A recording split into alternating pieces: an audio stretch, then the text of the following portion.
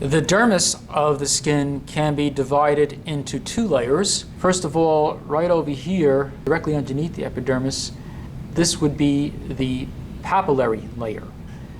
In this layer, you have projections of the connective tissue in between these extensions or deeper extensions of the epidermis, referred to as epidermal pegs. You can see how they interdigitate with these bumps of connective tissue.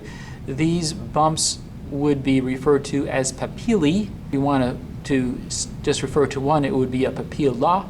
So you can see a number of papillae here interdigitating with the epidermal pegs of the epidermis.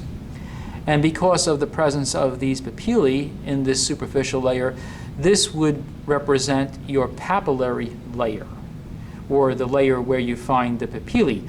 Also notice that there are capillaries, numerous capillaries represented here in this layer. This is the layer closest to the avascular epidermis, so this connective tissue would be responsible for providing support and nutrition to the epidermis.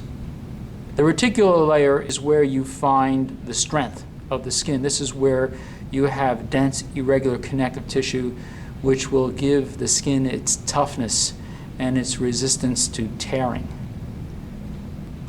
Here is the subcutaneous layer. We can get a better view of these, which are representing fat cells. So you can see each one of these would represent an adipocyte or a fat cell.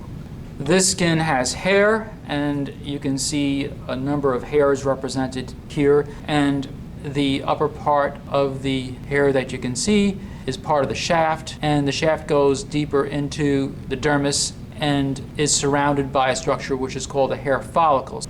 The next thing we'll talk about are the smooth muscles that you can find in the dermis. And you can see in this model there are two of these represented, one over here and one over here. And this smooth muscle attaches to the fibrous capsule of the hair follicle. And for this reason, these muscles, when they contract, will move the hair, make the hair stand up. And because of that, these muscles are referred to as the Erector Pili muscles.